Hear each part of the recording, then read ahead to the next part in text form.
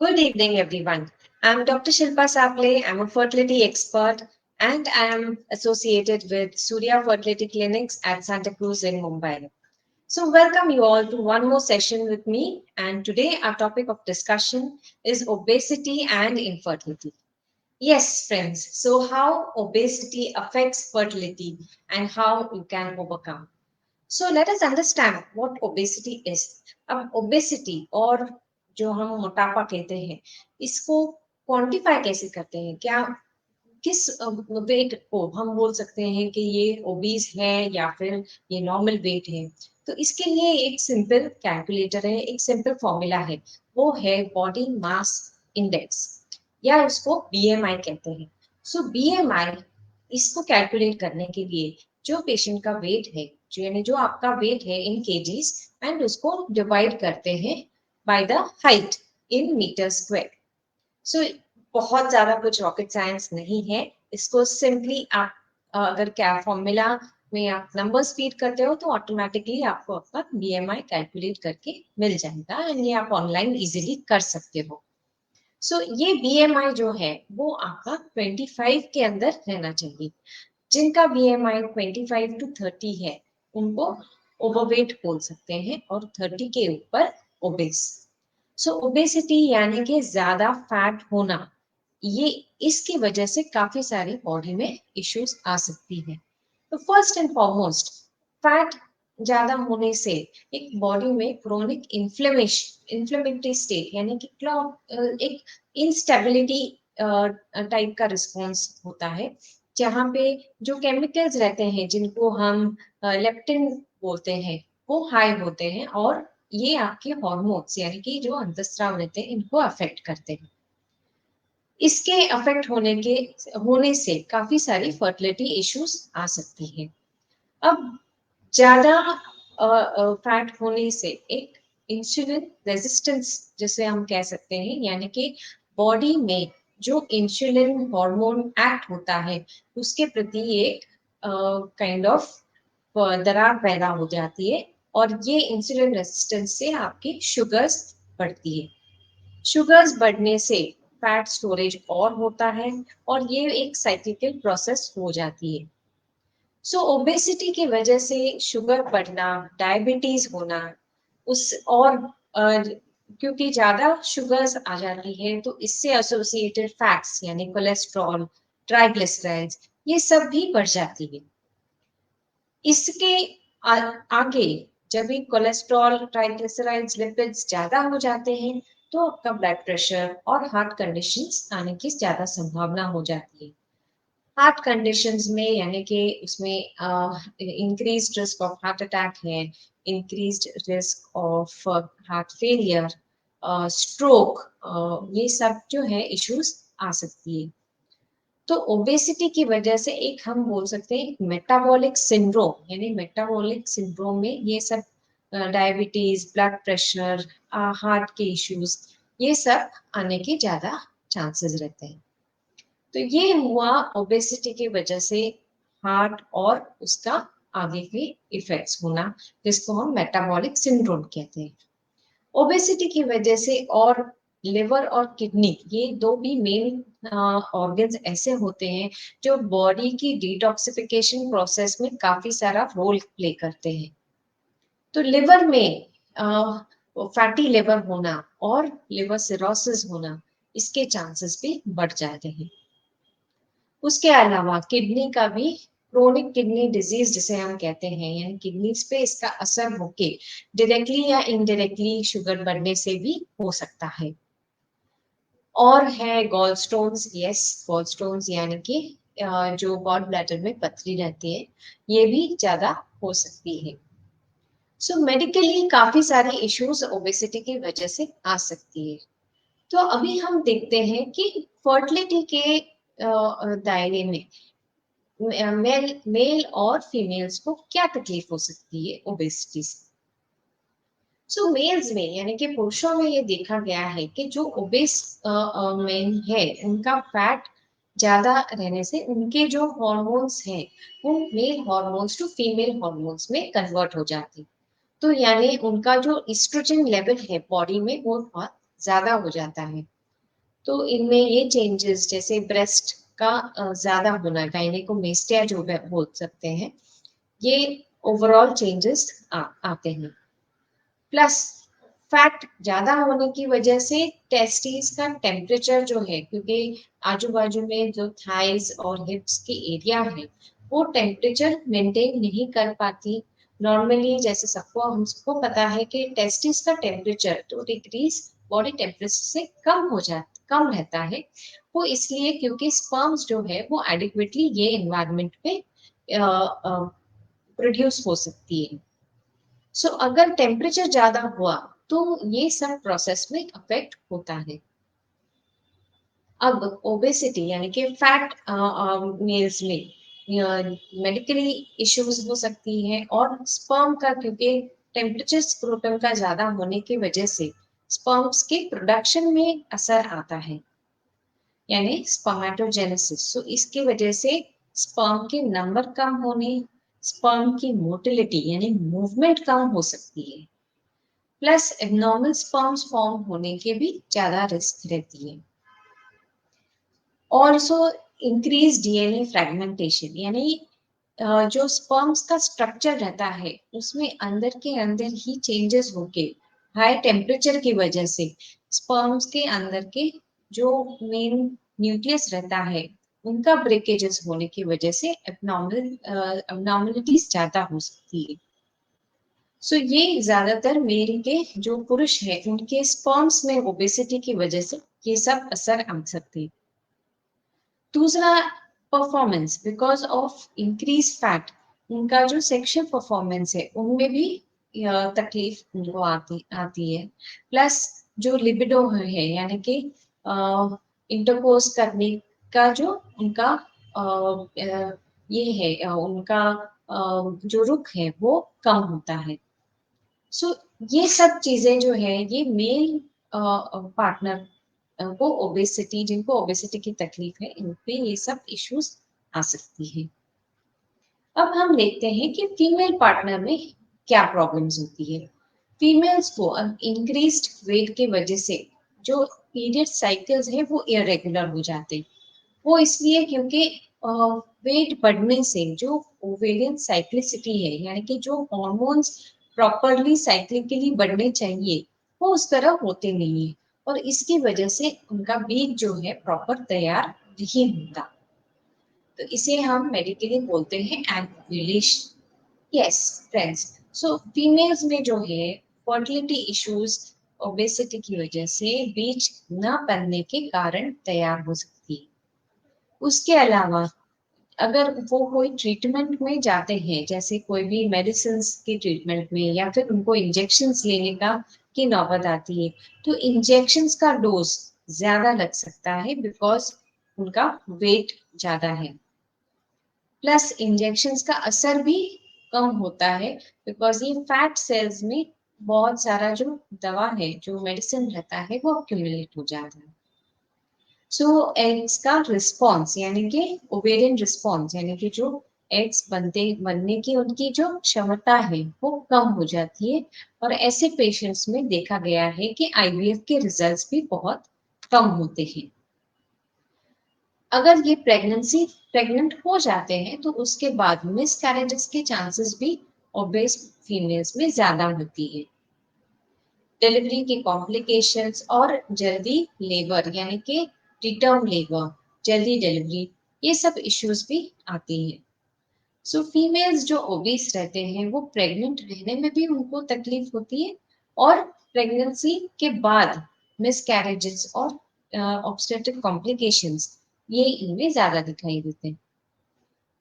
और ये भी हो सकता है कि प्रेगनेंसी में ब्लड प्रेशर और डायबिटीज का जो इंसिडेंस है वो ओबीस फीमेल्स में, यानी कि जो फैट औरतें हैं उनमें ये ज्यादा पाया गया है। तो अब हमने देखा है कि ओबेसिटी से यानी कि वेट बढ़ने से दोनों हस्बैंड और वाइफ दोनों में इश्यूज हो सकती है, और फर्टिलिटी के बहुत ज्यादा चैलेंजेस। सो क्या हम इसका कुछ इलाज कर सकते हैं? क्या इसका कुछ तोड़ है? क्या हमको कुछ वेट लूज करने की जरूरत है? तो इस बारे में थोड़ा सा चर्चा करते हैं। अब जिनका वेट ज्यादा है, जैसा मैंने आपको स्टार्ट में बताया है कि BMI यानी कि जो बॉडी मास इंडेक्स है, वो कैलकुलेट करके फर्टिलिटी की ट्रीटमेंट में जाने के पहले अगर आपका वेट आइडियल प्रोपोर्शन में आ जाता है तो that is the best way. अगर एकदम आइडियल नहीं आता है 25, तो एटलीस्ट उसके आजू बाजू में भी एटलीस्ट BMI आना चाहिए, जिससे आपके कॉम्प्लिकेशंस कम हो। बट हाँ, ये कुछ ओवरनाइट होने वाली चीज तो नहीं है कि आज कोई आपने मेडिसिन खाया और कल आपका वेट एकदम नॉर्मल हो गया। इस चीज को आपको टाइम देना पड़ेगा और ये प्रॉपर गाइडेंस में ही हो सकता है। अब कितना वेट लूज करना है वो टारगेट आप कम से come around 5 to 10% of the overweight value. यानी हम ऐसा नहीं कहते हैं कि आपका वेट अगर 80 केजीज है तो आपको एकदम से 60 केजीज के जाने के बाद ही आपको ट्रीटमेंट करना है, तो ये बात सही नहीं है। बहुत बार हमने प्रैक्टिकली देखा है कि पेशेंट्स जो ओवरवेट रहते हैं वो क्लिनिक टू क्लिनिक बदलते रहते हैं, बिकॉज वेट कम होता नहीं है और आफ्टर 2 मंथ्स और आफ्टर 3 मंथ्स वो वापस से सेम वेट से ही चालू करते हैं और फिर फ्रस्ट्रेट होके डॉक्टर से चेंज करते हैं। तो फ्रेंड्स, ये चीज नहीं होनी चाहिए। कहीं पे तो ये प्रॉपरली गाइडेड एक ट्रीटमेंट है जहाँ पे आपका वेट लॉस मॉनिटर होना है। वेट लॉस के साथ खाली दो ही तरीके हैं, एक है एक्सरसाइज और दूसरा है proper diet management. Yes, proper diet is the key and 80% is to do with proper diet and only 20% is to do with the exercise. सो ये दो ही पिलर्स हैं और आपको इससे ही काम करना है। कोई मैजिक पिल या फिर कोई मैजिक जेल नहीं है जिससे एकदम से मोटापा कम होगा। ये सब जो है कमर्शियल गिमिक्स है और इससे रिजल्ट्स नहीं आते।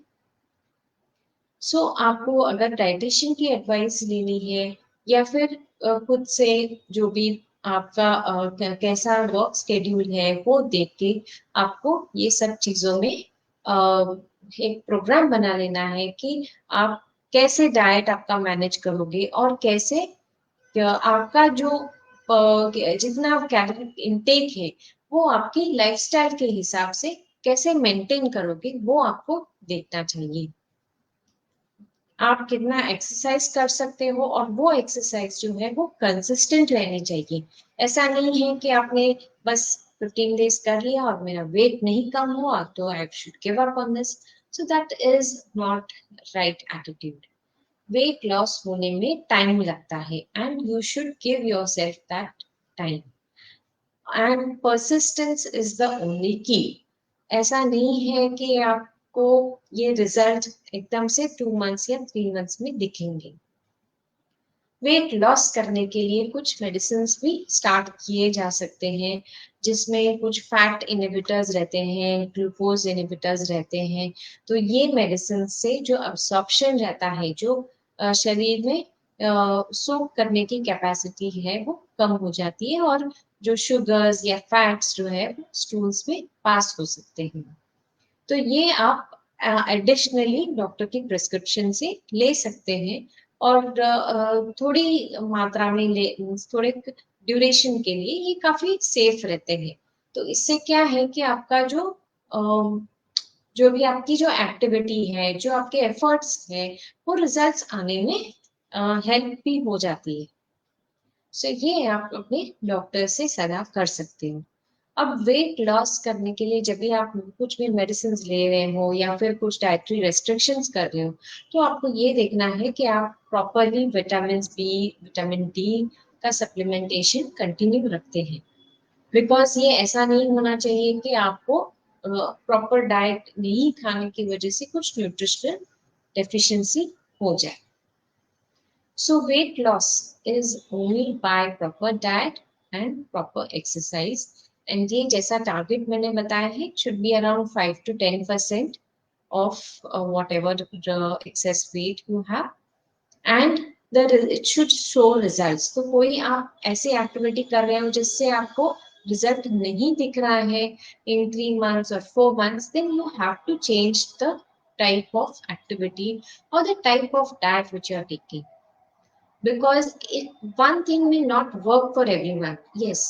So if my friend said, okay, she had a lot of a particular type of seed in her diet or particular type of diet, and then it may not work for me. So there are different types of diet in the market. अब जैसे Dixit diet है, paleo diet है, keto diet है, intermittent fastings है. तो ये सब काफी सारी अलग-अलग चीजें हैं. बट आप कौन सा कर सकते हो, कौन सा आपको आइडियल है, ये आपको आपके डॉक्टर से डिस्कस करके ही उसका एक्शन लेना चाहिए. ओवरऑल कोई भी डाइट में ये देखना है कि आप जो भी खाना ले रहे हो, just give a few seconds to think, to put a thought in it, whether that is of any nutritional value. अगर वो पर्टिकुलर चीज में कुछ न्यूट्रिशन मिल रहा है तो ही वो चीज कंज्यूम करनी चाहिए. बहुत बार हम ऐसे चीजें खा लेते हैं कि बस एक टॉफी खा ली या फिर कुछ पिज्जा खा लिया, भूख लगी तो वड़ा पाव खा लिया. Something which is easily available, which we get it round the corner.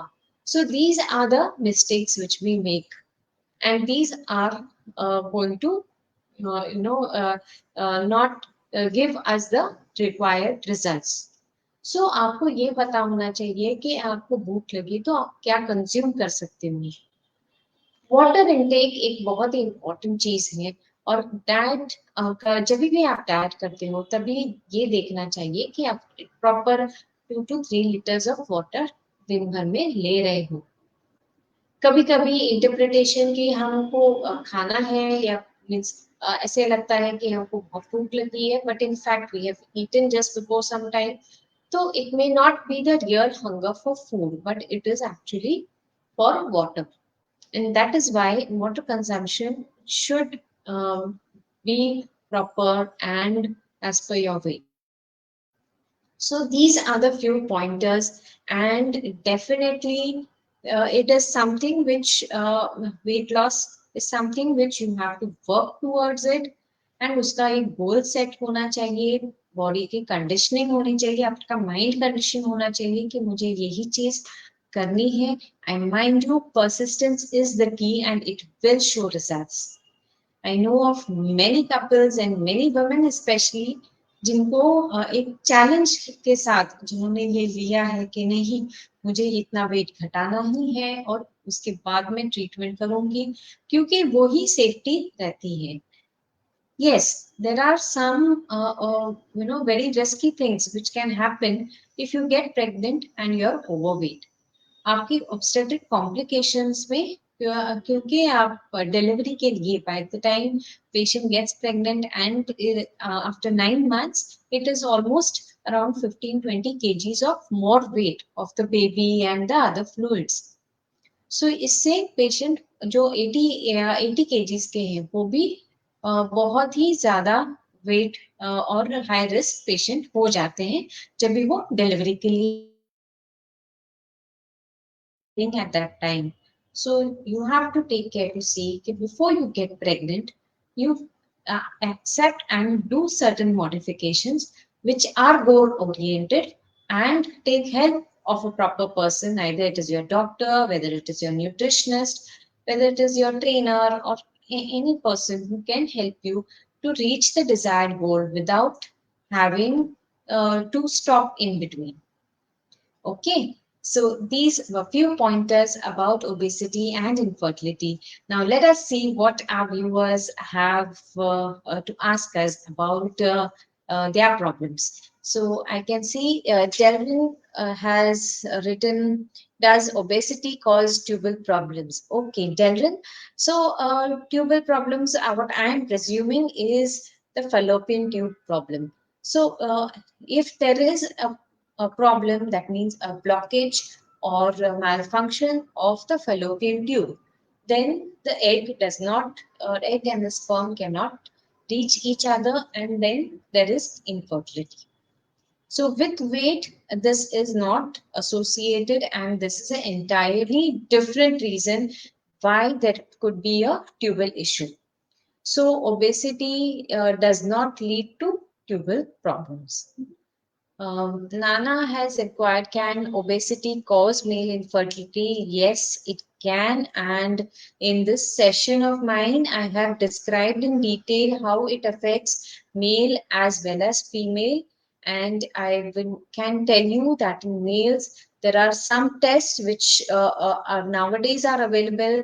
Some of them which can check whether your hormones are astray, what your testosterone is, what your estrogen is, and there are medications which are directed to this, and you can easily get rid, or get your problem solved. Karya is asking, can weight loss help in conceiving natural? Yes, can conceive naturally by weight loss most of the times. Because of the weight loss, the ovulation pattern returns back to normal and the patient can conceive naturally. But I have to tell you that you have to see the doctor to rule out any other concurrent causes of fertility issue. And then, because weight loss is going to take time, so rule out other factors and continue your efforts towards the weight loss. Jayashree is asking, what are the reproductive diseases caused by obesity? So, Jayashree, in reproductive disease, the main issue is to do with fertility. Apart from that, there are medical diseases which I have already enumerated: cardiovascular diseases, liver disease, kidney disease, stroke, heart failures, metabolic syndrome. So these are all the general disease. As such, in reproduction, it is mainly the infertility which is the predominant issue. And there could be affection or infliction of the semen parameters and the performance also. Divya is asking, I'm 80 kgs facing irregular menses. If I start weight loss, then my cycles will get regular. Yes, Divya, so you have to see whether your cause of irregular cycles is anovulation, यानी कि आपका जो egg बनने का cycle है वो अगर ठीक नहीं हो रहा है, तो उसके कारण आपके पीरियड्स नहीं आ रहे हैं, तो आपको डेफिनेटली वेट लॉस हेल्प करेगा। आपको डॉक्टर के पास कंसल्ट करके आपका एग रिजर्व कितना है और अभी का वेट क्या है, उसके साथ और कुछ हार्मोनल इश्यूज हैं क्या, specially thyroid. You have to rule out that your thyroid is normal, because many a times reduction in the thyroid hormone also gives weight gain, and a simple treatment of giving thyroid medicine will help a lot and will go in a long run. So these were few of the questions, and of course, okay, one last query, Priyanka पूछ रही है, how can obesity affect a pregnancy? So Priyanka, obesity can cause miscarriages, it can cause early delivery, it can give rise to high blood pressure and diabetes in pregnancy. So pregnancy becomes a high risk pregnancy. Of course, for the baby, because of these indirect effects of these medical issues, baby can also have problems. And of course, for the delivery, patient will be a high risk patient. So अगर आपको anesthesia लगता है तो आपको उसके issues भी आ सकते हैं. So pregnancy का बहुत बड़ा obesity का बहुत बड़ा रोल रहता है pregnancy में, and it can affect it in a major way. So thank you, friends. Thank you for joining me in this session of Facebook Live. And I hope to see you in my next session next week. Till then, you can always post any queries you have and log in. And till then, goodbye and take care.